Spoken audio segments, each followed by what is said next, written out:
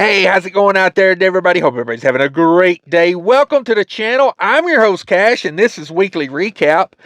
Weekly Recap, you ask? What is that, you ask? Let me tell you why you smash that like button and hit that subscribe button if you're not a subscriber. Weekly Recap is me, as an owner-operator, leased to an 80-20 split refrigerated carrier, going over 1 week, 7 days or less. This happens to be a 6-day week we're going over right here, and it is from the, I would call it like the second week of December 2025. I don't know. I'm at that age where I got to think about what year it is, because yeah, why not, I'm at that age where the days go slow and the years go fast. So that's where I'm at in life right now. I'm going to go over these numbers. I'm going to talk about them. They're not here to talk you into doing anything. They're not here to make you laugh. Maybe. They're not here to make you cry. These numbers should not get you emotional. They're just the numbers that what happened to me. Like I said, I'm not trying to talk anybody into anything. If you want to be an owner operator, these will help you, guide you, I hope, these weekly recaps. And if not, just sit back, hang out, watch, see what happened to me, just for the entertainment value, I guess. So I start out my week Minnesota to South Carolina. I did one of these last week as well. These have become like my new Friday run because there's a little bit more money on them. So Minnesota to South Carolina, first run, 36 empty miles, 1284 on the loaded miles of that, 1320 all in, 43,000 pounds. Oh, she's a big old heavy girl. 0 degrees on that load, and that paid $4,000. Yes, so that's why I've been doing that one on the weekend. And then I'm in South Carolina. I bump over to North Carolina and take an overnight load to Georgia. Not a bad run. 173 empty miles, 166 on the loaded, 339 all in on that load, 14,000 pounds, 34 degrees, and that was $700 I made on that one. And then that put me over in Georgia. So Georgia back to Minnesota, my normal back haul. Georgia to Minnesota, 44 empty miles, 1144 on the loaded miles for a total of 1188 on that one. 40,000 pounds, 25 degrees, and that pays $2,200 to come back to Minnesota. And let's go ahead and break down the revenue. $6,900 gross revenue, me and my carrier combined. My 80%, $5,520 of the $6,900. Let's talk about the miles I had to run to get that money.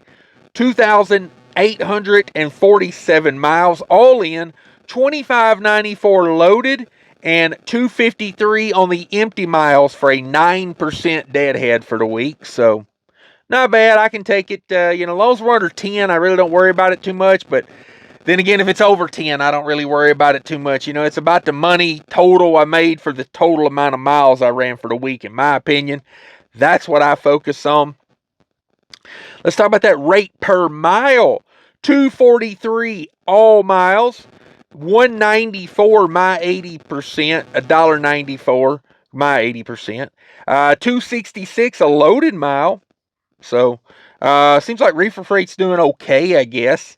Now let's go over the veritable cost of the week. I spent $11.48 on diesel. I need diesel shirts available down there in the in my merchandise tent. $96 on reefer fuel, $64 on DEF fluids, and $0 on parking, $0 on scales, $10 on the toll for a total variable cost of $13.18. And that means we're going to bring over my 80%, the $5,520, and we're going to subtract out that $13.18 of variable cost, which is going to leave me $4,202, $42.02 left to do what I have to do with. Now that right there is where you're going to have to plug in your fixed costs for the week. That's all up to you. You decide what you want to do there. You want to go pay cash for a truck. You want to go do, whatever, put a bunch of insurance you don't need on the truck. Hey, that's up to you. You go do all that. But for me, that leaves me $42.02 left to do what I got to do, which would be insurance, truck payment, pay my damn self, put some money back for maintenance and repairs, and that's where we're at. So, pretty good week. I'm hoping fuel can stay low and rates can stay up through the first quarter of the new year. This is 2026, folks. We need some money this year. We've been treading water for 2-3 years now. It's time to make some money. Hopefully this is the year we do it. And I have a lot of emails here lately about people switching jobs and changing jobs, and they want to know the age-old question, is now the time to become an owner-operator? Well, I got an answer for everything. Not the right answer, just a answer. So my suggestion to you guys, if you're asking me, should I become an owner-operator right now? My answer is, I don't know. I don't know. Only you will know that. You might have the tolerance for risk that is good to be an owner-operator, and then again, you might be someone every time the check engine light comes on, you think about, slitting your wrist and calling and crying somebody about it. It's a thing you got to work out there, and for me, there is no opportune time to become an owner-operator, because one of the factors is, if you wait for truck prices to go down, then typically rates have went down with it. And if you're waiting for rates to go up, then typically equipment prices are going up with it. So for me, the answer is, you do you. You have to figure out, am I ready for this? Number one, do you have a business plan? Number two, do you have some money or a way to get to some money or a good credit score or some credit cards? Because you might need to get to some money right off the bat, and if you spend it all on a down payment, you might put yourself in a position where you're out of business before you really even got started. So I don't want to see you fail right off the bat. So have some way of doing some repairs, pay a tow bill, that type of stuff. Have some of that money in the bank.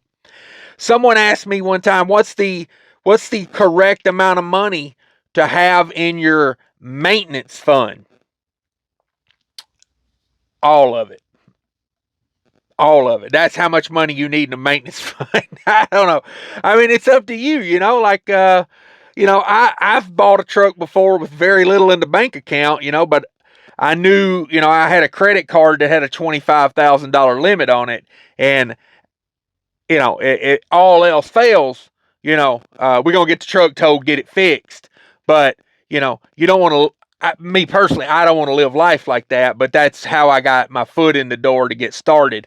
And at that point, I was already an experienced owner-operator that had left being an owner-operator for a while, went back and worked for a company, and came back and just I didn't have quite enough money saved up after I made the down payment on the truck, but I knew I had a backup plan, I was just real frugal those first couple months of coming back. That way I could get my money stacked up, because I do like paying with a credit card. That way I get that sweet, sweet cash back money.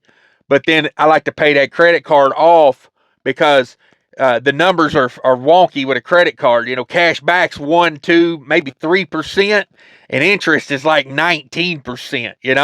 I got a pretty good credit score and a pretty good credit record, and I think my best credit card right now is at like 11.99% or something. I mean, if you pay interest on that, you're losing all that cash back. I'm just, I ain't no financial channel here. I'm just, the way I see it is, if you can get the cash back, get it. But if you can't pay that thing off at the end of the month, then the cash back wasn't worth it, because they gonna 10x your cash back with interest. So just saying, that comes down to your risk tolerance on how much money you need in the bank to do certain things. Okay. Back to that thing of, I'll give you a realistic number on a maintenance account. Okay. What do you mean when you say maintenance account? First off, do you mean maintenance? Because maintenance is planned. You should know about maintenance. Like right now, my truck is, this weekend, my truck is getting an oil change, an air dryer filter, a DEF fluid filter. You know, we're doing some filters on the truck. It being cold outside, I don't want any of those filters that could freezing up on me. So that's maintenance, okay? That's planned out, okay? I think what people mean when they say a maintenance fund is an emergency fund. And for me, people ask me, how much money should I have in my emergency fund? All of it. I mean, it's a great answer, right? All of it. As much as you can get in it, unless you're planning on going out of business on the, first thing that happens. I mean, stack that money up real high. But here's the thing. Say you got $10,000 in your emergency repair bill fund, and you need a repair that's more than $10,000. Does that mean you're going out of business? See, that's why I say all of it, all your money in there, okay? Because here's what I like to say.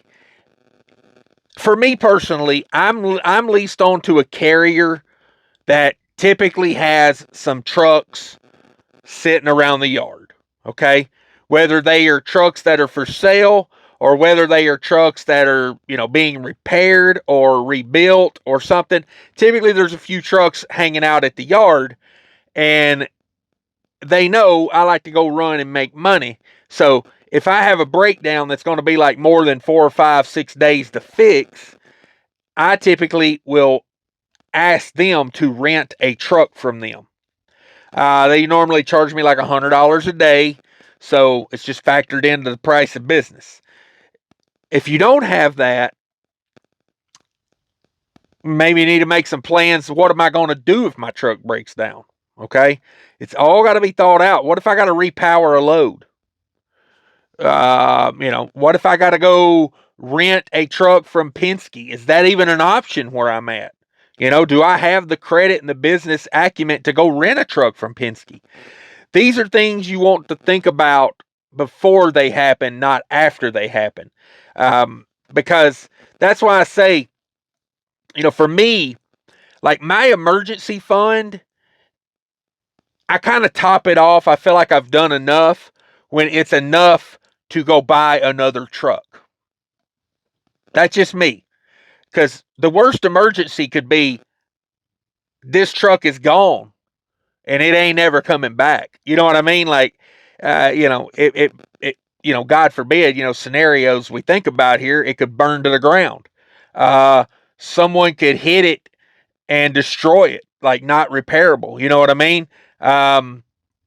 Things could happen where this truck would be just gone, and for me, this being my income, this being my source of revenue, I think for me personally, an emergency fund of cash to go buy another truck.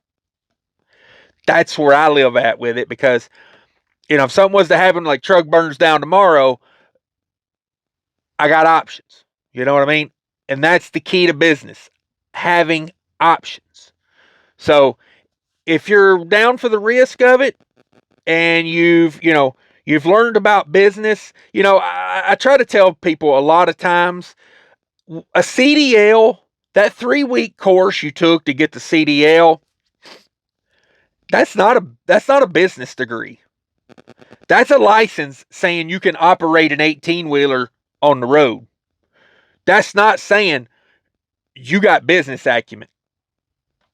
I'm just saying, like if you tried to deal dime bags of wheat in high school and you were too busy getting high on your own supply, you're going to have to correct that, because in trucking, money goes everywhere.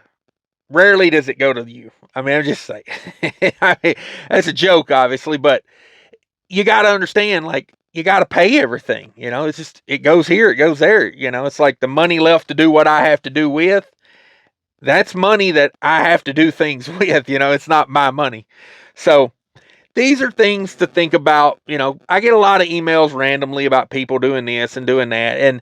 And I used to be pretty against a lease purchase, but I kind of see it as like a stepping stone.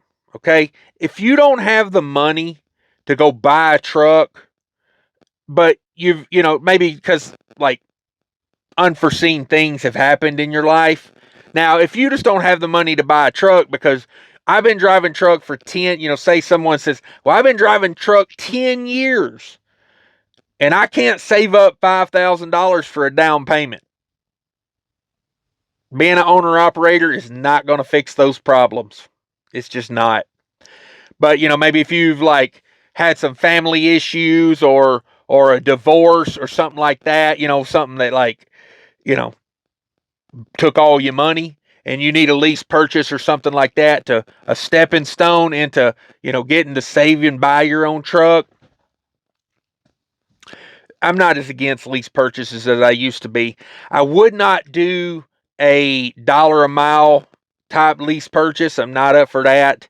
I would probably want to be doing a lease purchase with a smaller carrier with a reasonably priced truck, and probably on a percentage basis on doing business with people I can trust.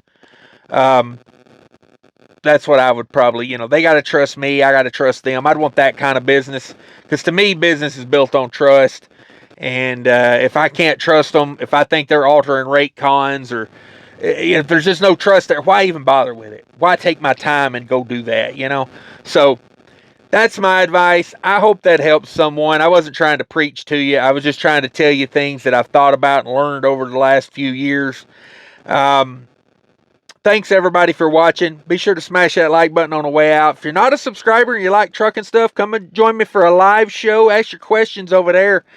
It literally is the best place to ask a question, because you'll have 30 to 40 drivers with all different perspectives willing to answer you honestly. And I don't know, if you're new to the industry, there's no better place you can come than a Cash is King live show to try to learn. Thanks for watching either way. If you're old top, been here a million years with me, appreciate you too. Thanks for all the new watchers. And take care of each other out there. Remember, people are more important than trucking. Quick, I just want to remind everybody about the Mudflap app. If you're not using Mudflap, check it out, download it. It should be part of your fueling program. It's a free app. Go download it from the Apple or Android store. You sign up using credit card or bank account. No credit checks, nothing like that. No fuel card needed. Get yourself huge discounts on fuel. It's an amazing free app. It's 100% legit.